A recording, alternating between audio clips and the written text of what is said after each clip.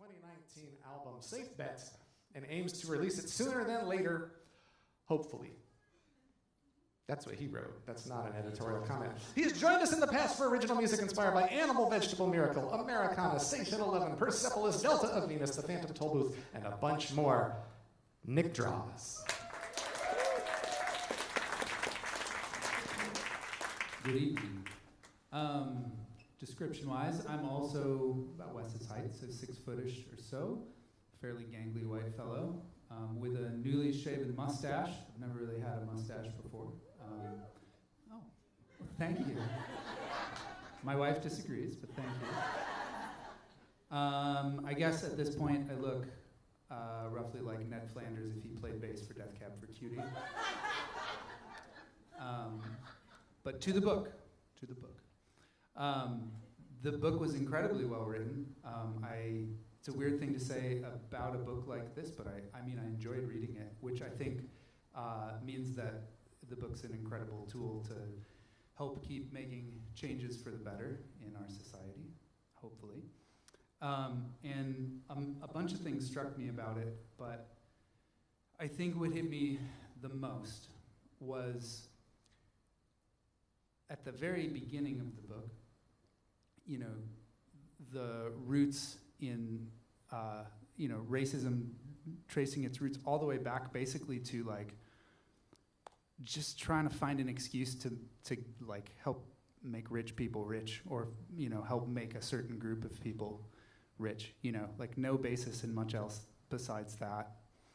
And then reading through all of the different iterations and you know, people seeing that it was wrong, but like we're all in the moment we're in, and we're you know, socialized the way we're socialized. So it's hard to see things when you're really close to them.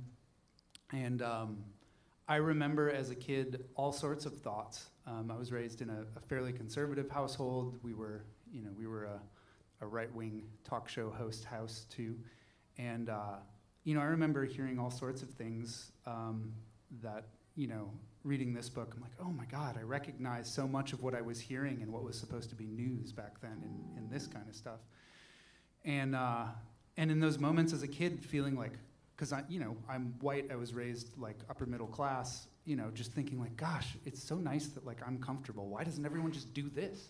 I don't understand why we don't all just do this, and then we'd all be, you know, happy and comfy.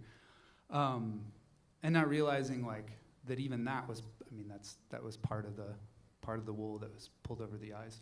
And my wife made a comment as we were talking about this in the kitchen a few days ago, and actually the author points this out too.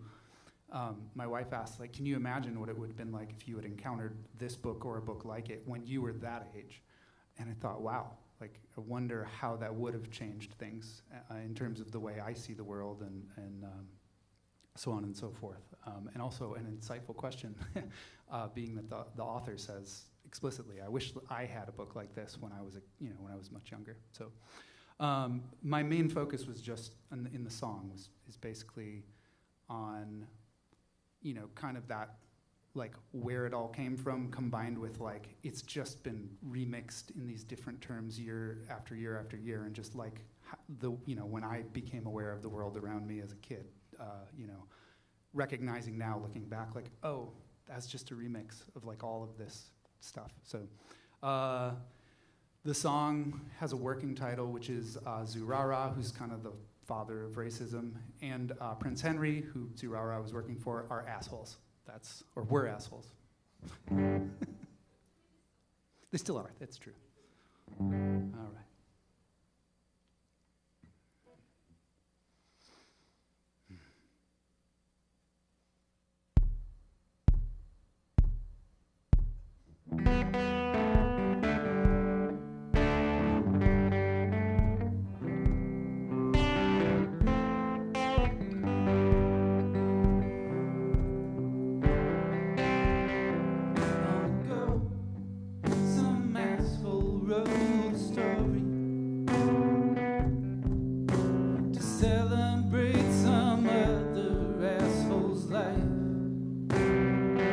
Abducting people from their lands, forcing labor from their hands, while claiming the support of Jesus Christ. Over time, these writings offered cover to the practice of enslaving human beings. You could slash your labor costs while living high up on the hog, and in exchange acquaint them with the King of Kings. See, money leads to comfort, comfort leads to greed, greed is an oppressor and a thief.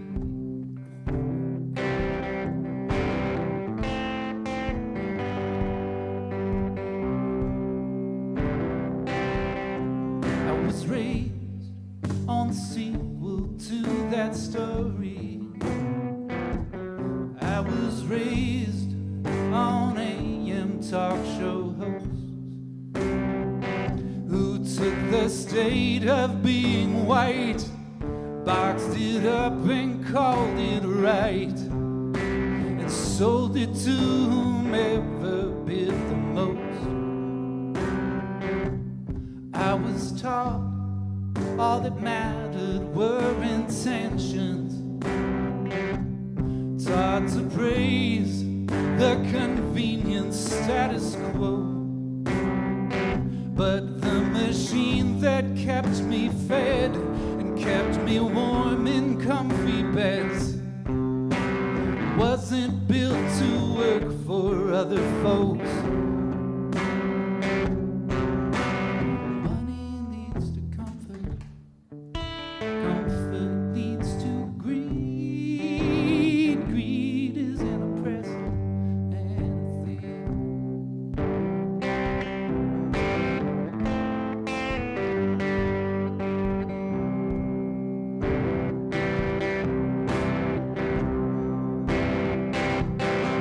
I believed, oh no.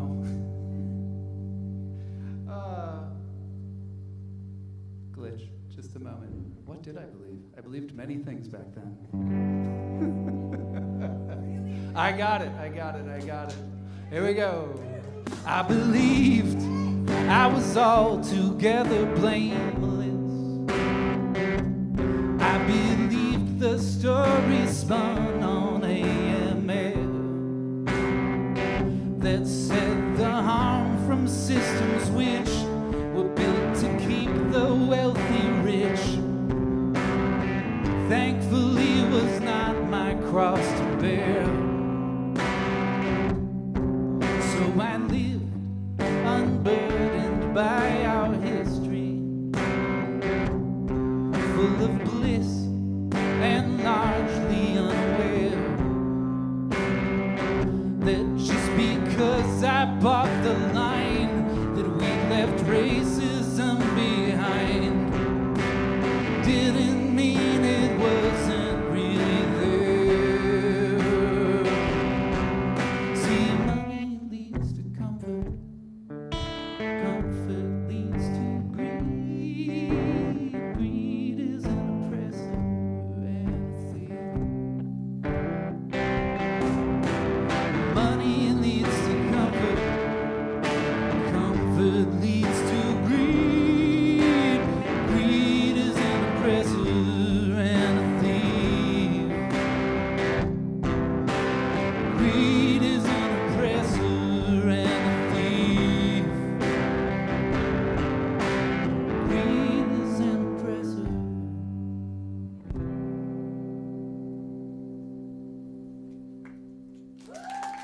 Thanks.